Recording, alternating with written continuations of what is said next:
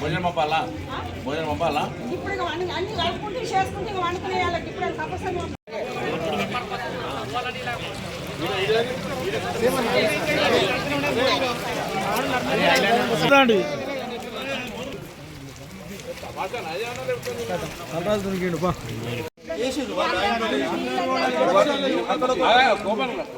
ఈ మోరి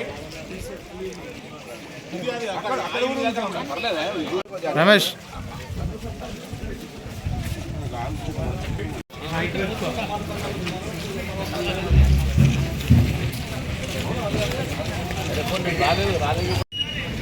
ఇబ్బంది అయితే గట్రా ఏమంటారు ఇప్పుడు చెప్తే వాళ్ళకే మంచిది కదా నేను రాకుండా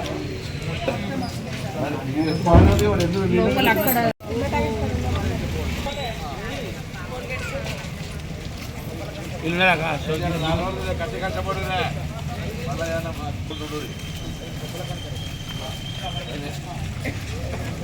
వాళ్ళే కష్టపడాలి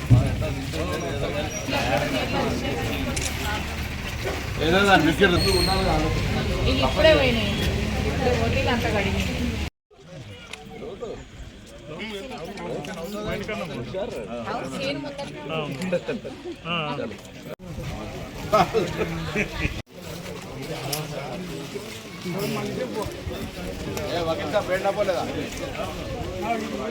లేదా దక్షిణ భారతదేశంలో పడుతున్న వర్షంలో భాగంగా హుస్నాబాద్ ప్రాంతంలో కూడా చాలా వర్షం పడ్డది. అందులో అన్ని మండలాలతో పాటుగా పట్టణంలో కూడా చాలా మంది ఇళ్లకు నీళ్ళు వచ్చినాయి. కొద్దిగా వాళ్ళకు ఉన్నటువంటి వస్తు సామాగ్రి మునిగిపోయింది. అది వంట సామాగ్రి కావచ్చు, వ్యాపార సామాగ్రి కావచ్చు, వృత్తిపరంగా చేసుకునే అనేక అంశాల్లో కొద్దిగా నష్టం జరిగింది. ప్రత్యక్షంగా వాళ్ళందరినీ పరామర్శించే సందర్భంలో భవిష్యత్తులో ఇటువంటి వర్షం వచ్చినప్పుడు కూడా ఎటువంటి ఇబ్బంది లేకుండా ఉండే విధంగా ఈ జరిగినటువంటి నష్టంతో ఒక నిర్ణయం తీసుకొని ఒక రివ్యూ చేసుకొని మరి వాటిని పునరావృతం కాకుండా చేసుకోవాలన్న ఆలోచనతో ఉన్నాం. నేను ఈ సందర్భంగా ఒకటే కోరుతా ఉన్నా, వర్షం ప్రకృతి సందర్భంగా పడుతూ ఉంది. వాస్తవంగా ఊహించిన దానికంటే ఎక్కువ పడుతూ ఉన్నప్పటికి కూడా మరి బ్రేక్ ఇచ్చుకుంటూ పడడం వల్ల నీళ్లు కొద్దిగా ఫ్లోటింగ్ అయిపోయి ఇంకా ఎక్కువ నష్టం జరగాల్సి ఉంటే జరగలేదు. ఇప్పటికే మా నియోజకవర్గంలో కనకారెడ్డి అనే మా మిత్రుడు ఆవును రక్షించబోయి నీళ్ళలా కొట్టుకొని కోయడ మండలం రామచంద్రపూర్ అని చనిపోయినాడు. అతని మృతికి సంతాపాన్ని కూడా తెలియజేస్తా ఉన్నాం. ఎవరు కూడా ఏదైనా వ్యవసాయ రీత్యా కావచ్చు, లేదా రైతులు మత్స్య కార్మికులు కావచ్చు, లేదా ఈ విధంగా ఎక్కడైనా పశు సంపద నీళ్ళలో కొట్టుకోపోతుందని రక్షించాలనే పేరు మీద నీళ్ళకు పోయే ప్రయత్నం చేయొద్దని హృదయపూర్వకంగా విజ్ఞప్తి చేస్తా ఉన్నాం. అదేవిధంగా ఇప్పుడు మా బస్సాపూర్ రోడ్డు, సిద్దిపేట హుస్నాబాద్ రోడ్డు కూడా ఓవర్ఫ్లో అవుతా ఉంది. అట్లే కోహెడ బుల్కనూరుకు సంబంధించినటువంటి రోడ్డు కూడా ఇది కొన్ని రోడ్ల మీద నీళ్లు పోతూ ఉన్నాయి. కాబట్టి అటుపడ్డప్పుడు కూడా ఏదో ప్రయోగం చేసే విధంగా ఆ రోడ్డుపై ప్రయాణం చేయొద్దని కోరుతాం. ఇప్పటికే పోలీసులు, స్థానిక అధికారులు బ్యారికేడింగ్ చేసినారు.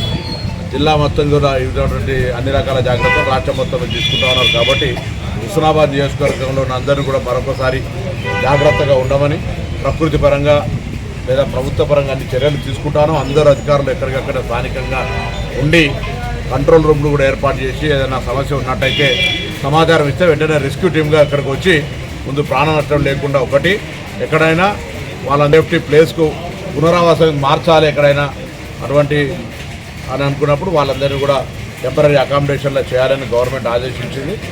ఒకవేళ వర్షాలు ఇట్లే కంటిన్యూ అయితే కూడా ప్రభుత్వం జిల్లా కలెక్టర్ గారిని కోరుతాను. మరి జిల్లాలో కూడా హైదరాబాద్ మాదిరిగా పాఠశాల సెలవులు ప్రకటించాలి.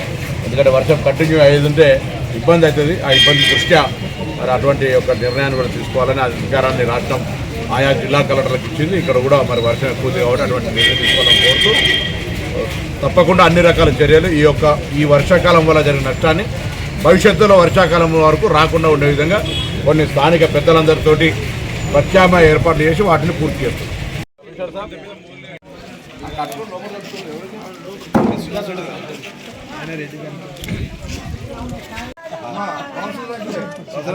లోపల దంచుంది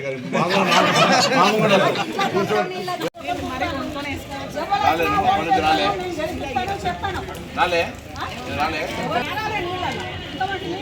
పొద్దున